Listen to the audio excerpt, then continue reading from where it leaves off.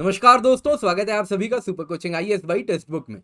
तो दोस्तों, एक हिस्टोरिक सेटबैक हुआ है चाइना के लिए। शाओमी के 5,551 करोड़ रुपए जब्त होने वाले हैं और इंडिया ने आज तक इतनी बड़ी जब्ती की आदेश आज तक भारत ने अप्रूव नहीं की थी जितनी अब की है। ये इंडिया में अब तक की सबसे बड़ी जब्ती हो चुकी है और वो क्या है? शाओमी के 5,551 करोड़ रुपए जब्त हो रहे हैं। तो दोस्तों, आज की इस क्लास में हम चर्चा करने वाले हैं आखिरकार ये न्यूज में क्या है, क्या नया हुआ है, शाओमी ने क्या एग्जैक्टली किया और क्यों शाओमी की क्लेम ऑफ रॉयल्टी गलत है। जो शाओमी ने विदेश पैसे भेजे हैं वो क्यों गलत है वो भी जानेंगे। साथ ही साथ जानेंगे बदले में ईडी ने क्या किया है। फिर हम देखेंगे मनी लॉन्ड्रिंग क्या होती है, पीएमएलए क्या है और इन्फोर्समेंट डायरेक्टरेट क्या करती है। ये सब हम जानने वाले हैं, एग्जाम के लिए बहुत इंपॉर्टेंट है। तो उम्मीद करता हूं आप इस वीडियो को आगे बढ़ने के पहले जल्दी से एक लाइक जरूर दे देंगे। तो इससे पहले आगे बढ़े, आज का सवाल देख लेते हैं। आज का सवाल है, इनमें से जो ऑड वन है उसको आइडेंटिफाई करें।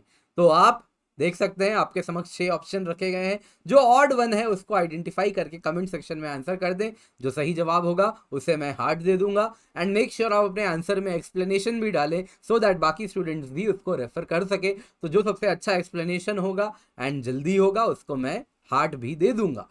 तो न्यूज में क्या है? न्यूज में अगर आप देखें तो सबसे पहले जो कॉम्पिटेंट अथॉरिटी है, क्या है ये कॉम्पिटेंट अथॉरिटी, अभी हम चर्चा कर लेंगे। अभी जानिए, कॉम्पिटेंट अथॉरिटी है जो कि फीमा के अंदर उन्होंने आदेश दिया है, फीमा के अंदर अप्रूव की गई है। उन्होंने कहा है कि जो शाओमी के 5,551 करोड़ रुपए जब्त करने हैं वो वैध है, उसको जब्त करना चाहिए। और चाइनीज मोबाइल फोन मैन्युफैक्चरर के अब 5,551 करोड़ रुपए जब्त हो जाएंगे। आज तक के इतिहास में भारत में इतनी बड़ी जब्ती देखने नहीं मिली थी जितनी अब देखने मिल रही है। तो अब समझते हैं हुआ क्या। तो दोस्तों, शाओमी इंडिया, जैसा आप जानते हैं, होली ओन्ड सब्सिडरी है चाइना बेस्ड शाओमी ग्रुप की। इंडिया में एमआई के नाम से ही मोबाइल फोन्स, इलेक्ट्रॉनिक्स एंड अलग अलग आइटम्स आपको बेचते हैं। तो इन्फोर्समेंट डायरेक्टरेट ने एलिज किया है पास्ट में कि जो मोबाइल फोन मेकर है शाओमी, उन्होंने इलीगली विदेश पैसे भेजे हैं अपने एंटिटीज को। और ये जो पैसे भेजे गए हैं ये फीमा के सेक्शन 4 के वायलेशन में हैं।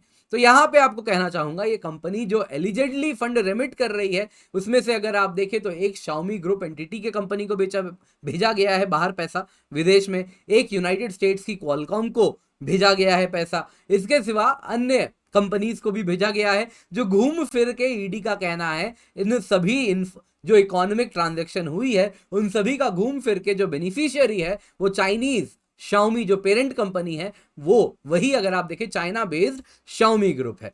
तो अब समझते हैं हुआ क्या है। तो दोस्तों, आप ध्यान से सुनिएगा। तो शाओमी इंडिया भारत में एक चीज जानिए, वो मोबाइल फोन नहीं बनाती। शाओमी इंडिया भारत में क्या है? Distributor and reseller of smartphones है।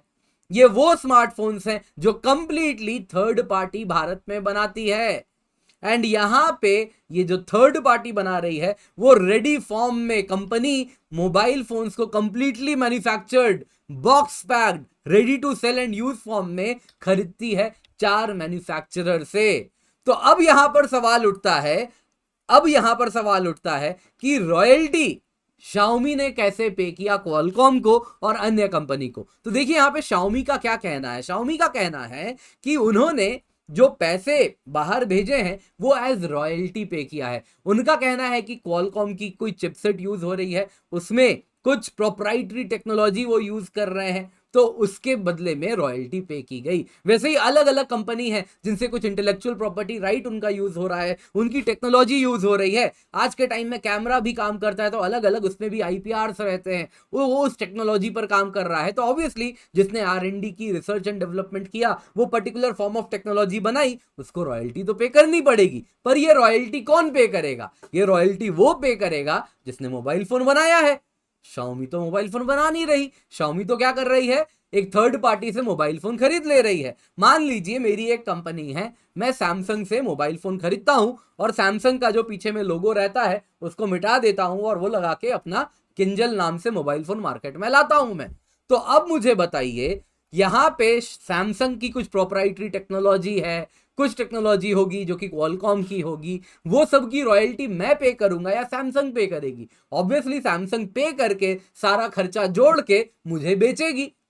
तो यहां पे रॉयल्टी किसने पे किया? सैमसंग ने पे किया, और उसके आगे फिर मैं उसे अपना फर्दर प्रॉफिट जोड़ के बेच रहा हूं, तो वही Xiaomi भी कर रही है। तो Xiaomi ने जब कोई intellectual property right technology use नहीं की, जब किसी टेक्नोलॉजी का काम नहीं हुआ, तो वो रॉयल्टी पे करने वाली कौन हो गई?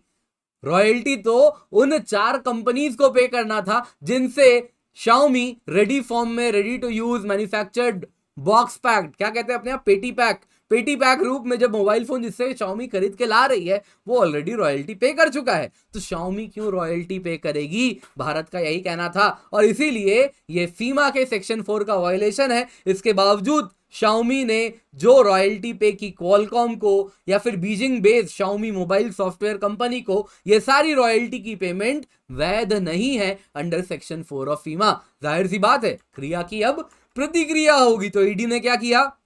ईडी ने सबसे पहले इन प्रकार के ट्रांजैक्शंस को आइडेंटिफाई किया और अप्रैल 29 में ही कहा कि इनके बैंक डिपॉजिट्स को सीज करना चाहिए। ये जो 5,551.27 करोड़ रुपए विदेश में भेजे हैं, ये वैलिड नहीं है, इसलिए इनके भारत में जो अकाउंट में इस वक्त 5,551 करोड़ रुपए मौजूद है, उसको जब्त करना होगा। पर ईडी खुद से जब्त नहीं कर सकती, ईडी को अप्रूवल लेना होगा, क्योंकि फीमा के अंदर एक कॉम्पिटेंट अथॉरिटी बनाई गई है जो कि अप्रूवल देती है। अब ये कॉम्पिटेंट अथॉरिटी का गठन हुआ है फीमा के सेक्शन 37A के अंदर।